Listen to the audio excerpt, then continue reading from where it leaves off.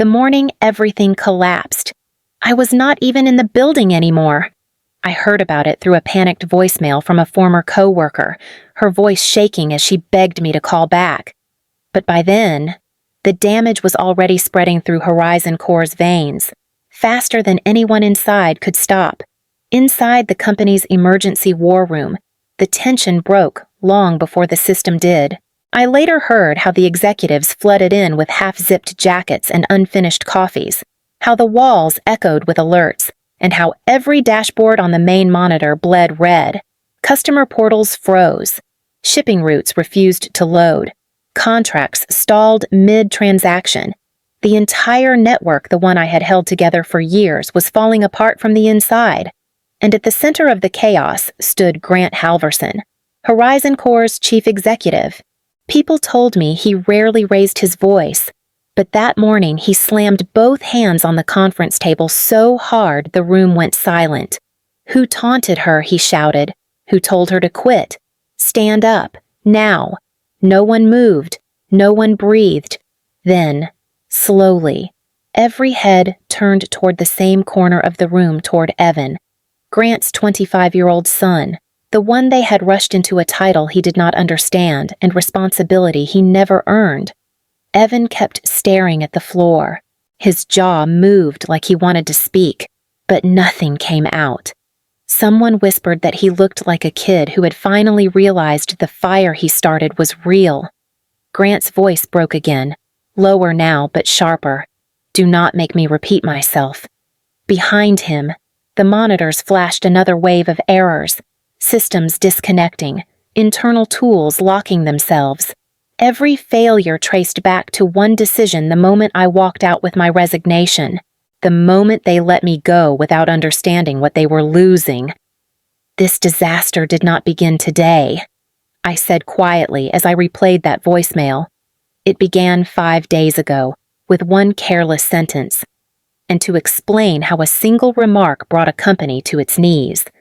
I have to go back to the last conversation I ever had inside HorizonCore, back to the day HR called me in. 5 days earlier, before the collapse, I was still sitting under the hum of HorizonCore's ceiling lights, trying to finish overnight reports when the HR message popped up on my screen. Marin, could you stop by for a quick chat? The phrasing alone was enough to make my stomach tighten. HR never wanted a quick chat unless something unpleasant waited behind the door. When I stepped into the small conference room, Lydia Marsh, the HR representative, stood quickly, too quickly, with a smile that stretched more than it shone. Marin, thank you for coming. Please, sit. Her voice was airy, but her fingers twisted the cap of her pen like she was trying to break it. What's going on? I asked, lowering myself into the chair opposite her. She inhaled sharply, smoothing her blouse as if that would steady her nerves. We're making some organizational updates. Nothing major. She paused, forcing her smile wider. We're bringing in a new manager for your division. Just a fresh perspective, someone young. I felt a pinch behind my ribs. How young Lydia's eyes flicked to the door before she answered. He is 25. For a moment, I thought I had misheard. 25 and managing the systems architecture team. Well, she chirped, he will have support, and you have so much experience. Marin, it will be great for you to guide him, mentor him. I stared at her. I have built this system from the ground up. I have documented every line, every protocol. I have trained 3 full teams under it. And you want me to report to someone who wasn't even in college when this company launched? Her smile faltered. Change is good. It shows flexibility. Or it shows something else, I said quietly. Lydia's gaze shot to the door again. Someone walked by outside, and she stiffened so visibly it made my skin prickle. She was hiding something, or protecting someone. She leaned in, lowering her voice. Marin, just try to be open to this. All right, it is not my call. I can see that, I replied. Whose call was it? Her throat bobbed, and she looked away instead of answering. The meeting ended with no clarity and far too many unspoken truths. But as I stepped out into the hallway, the silence felt heavy, like the building itself was waiting for something I had not been told. I walked out of HR with Lydia's forced smile still clinging to me like static. Every word she said kept circling my mind. Young manager, fresh perspective, 25. None of it made sense. None of it felt accidental. I tried to steady my breathing as I headed down the corridor toward my desk. I heard the laugh before I saw him. A short, breathy sound, like someone amused at a private joke. When I turned, Evan Halverson leaned against the wall, arms crossed, a smirk pulling at the corner of his mouth. He did not bother pretending he had been waiting for anything except the moment I saw him. "So," he said lightly, "did they tell you I stared at him? Tell me that I'm taking over your division." His smile widened. "Big changes coming, Marin. Should be fun." My chest tightened. "You have never worked on our architecture. You do not even know the underlying framework." He shrugged. "Details. I will learn. Eventually." Then he tilted his head. "But if you cannot handle having a younger boss, then just quit." He said it like he was suggesting a coffee order. Casual. Thoughtless. Cruel without even trying. I opened my mouth, but nothing came. Not because I lacked words, but because the words no longer mattered. He had never respected me. He had never even tried to. And the people who should have defended the work I built had already stepped aside. Evan pushed off the wall. "Seriously, Marin, no hard feelings. Some people are just not meant for big shifts. That is life." He walked past me, humming to himself, not bothering to look back. Two analysts at the end of the hall froze when our eyes met, then immediately looked away. No one spoke. No one stepped forward. The silence felt heavier than the insult. I turned and walked toward my desk. My hands did not shake. My voice did not crack. I sat down, opened a blank document, and typed out my resignation one sentence. Firm and clean. I hit print. And the moment the paper slid out of the machine, I knew exactly what I needed to do next. I returned to my desk with the printed resignation in my hand. No trembling, no second thoughts. Just a quiet, steady certainty that rose deeper than anger. I had spent years holding this place together. I had already given enough. I slid into my chair and opened my workstation. My teammate Riley glanced over from across the aisle. "Marin, you okay?" he whispered. "I am fine," I said, keeping my voice even. "Just tying up loose ends." He looked as if he wanted to say more, but then he spotted Evan turning the corner and immediately bent back over his screen. I began backing up my personal files, old documents, code snippets I had written on my own time, notes from projects that never saw the light of day. Nothing belonging to the company left with me, nothing questionable, everything clean. Then I opened the admin dashboard. The system greeted me with its familiar cascade of access windows. My access windows. I began signing out of every restricted vault security clusters, staging environments, the root architecture map. Each one required a confirmation step. Each one felt like cutting a string I had once held tightly. Riley watched me do it. "You are removing everything," he murmured. "I am following protocol," I replied. "All credentials must be closed when an engineer leaves. Those are the rules." "What happened?" he asked softly. "Nothing new," I said. "I am just finally listening." I logged out of the final vault. The screen dimmed, leaving me facing nothing but a blank desktop, without sabotage, without a single line of altered code. I still knew exactly what my absence would mean. Not immediately, but soon. They had never trained anyone else to maintain the architecture I built. Not because I refused, because they assumed I would always be here. I placed my company ID badge neatly beside my keyboard.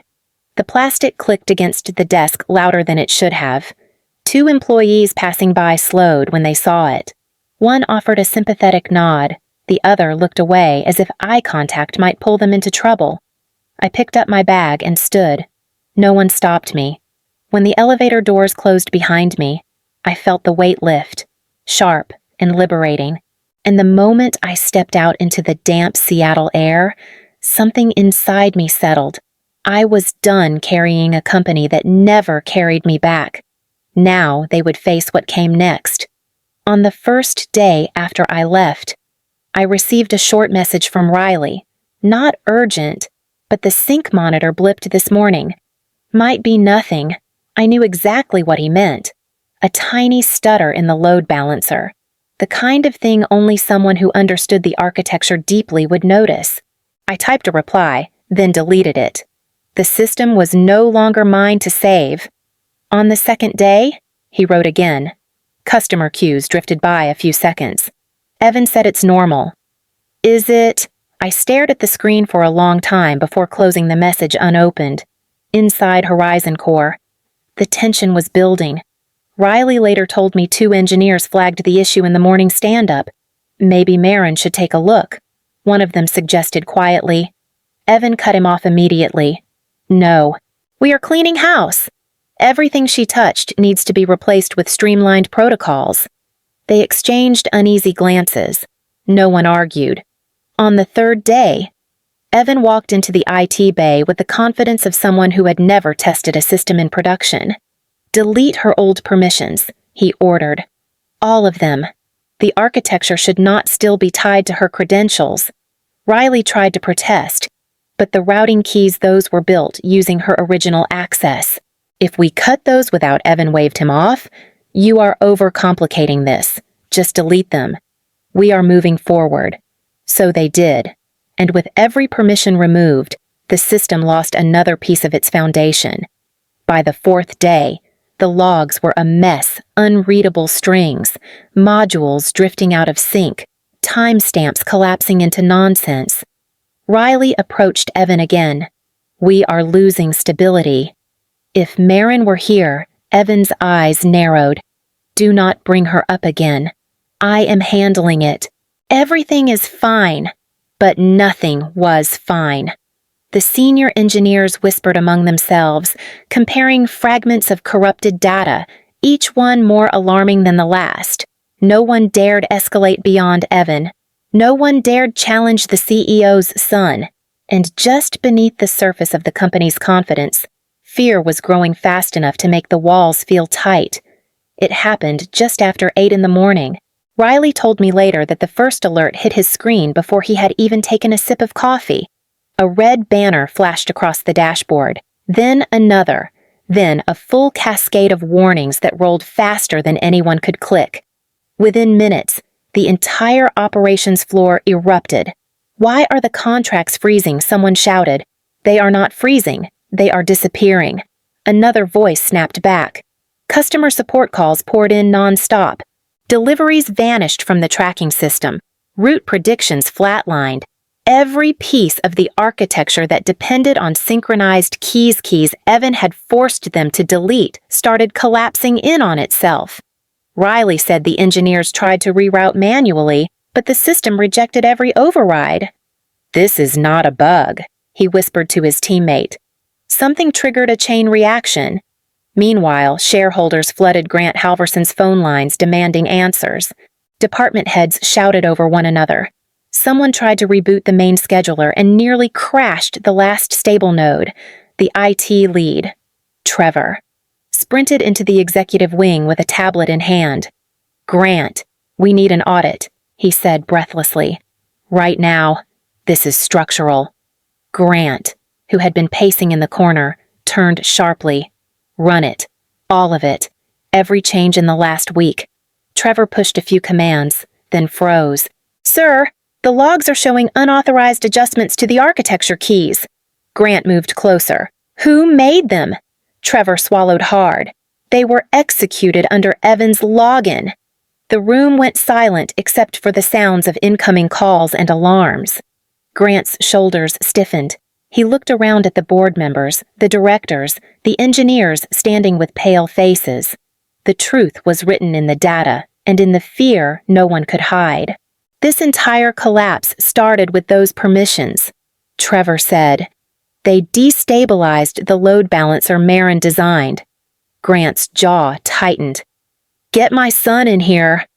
Riley watched from the far corner of the room as Grant's expression hardened into something he had never seen on the man's face before, disbelief mixing with fury. And in that moment, everyone understood what was coming. I heard the details later from Riley, but the scene unfolded almost exactly as I imagined it would. Grant stormed into the war room with the audit results clenched in his fist. The executives, department heads, and engineers lined the walls, each one praying not to be the first name he called. His voice cut through the noise like a blade. Who made these changes he demanded? Who deleted her permissions? I want a name. No one answered. Grant slammed the papers onto the table. I will not ask again. A junior engineer standing near the back. Michael, barely 2 years into the company, looked down at his shoes, then lifted his hand a few inches. His voice trembled. "Sir, it was Evan. He told Marin to quit, and then he told us to wipe her keys." The room exhaled in one shared, terrified breath. Grant's face drained of color. He stared at Michael, then turned his gaze to his son, who stood rigid near the door. Evan tried to speak. "Dad, that is not enough," Grant snapped. He dismissed the entire room with a single gesture. Chairs scraped, papers rushed into arms. No one dared look at Evan as they filed out. Riley said it felt like watching a building collapse in slow motion. When the door shut, Grant grabbed Evan by the arm and pulled him into his office. The shouting started almost immediately, muffled but unmistakable. Accusations, denials. Something slammed against a desk. Someone swore loudly enough for the hallway to hear. By late afternoon, the yelling stopped. Evan left the building without speaking to anyone. And that evening, as I was washing dishes in my apartment, my phone buzzed with an email notification. From Grant Halverson, subject. "We need your help." The message was short. "Marin, please meet with me. I know we have no right to ask, but the company cannot recover without you. For the first time in my years at HorizonCore, the power was no longer in their hands. It was in mine." Grant chose a quiet cafe near Lake Union, the same neighborhood where HorizonCore hosted its early investor meetings years ago. I arrived a few minutes late, and he was already seated, shoulders hunched, fingers clenched around an untouched cup of coffee. He looked older than I remembered, like the past 5 days had stripped years from him. He stood when he saw me. "Marin, thank you for coming. I am not here for pleasantries," I said, keeping my voice neutral. "I know." He sank back into his chair. "I am sorry for all of it, for not seeing how much we depended on you, for letting Evan—" He stopped, swallowing hard. I should have intervened sooner. I sat across from him. "Do you want an apology accepted, or do you want your system stabilized?" "Both," he admitted. His voice cracked around the word. "But I will take the second if it is all you can give." He leaned in. "Marin, I need your help. The company will not recover without you. Every contract is at risk. If this continues, we could lose tens of millions within weeks." I let him speak. For once, he was not the one holding the power. When he finished, I opened the folder I brought with me. "If you want my help, these are my terms."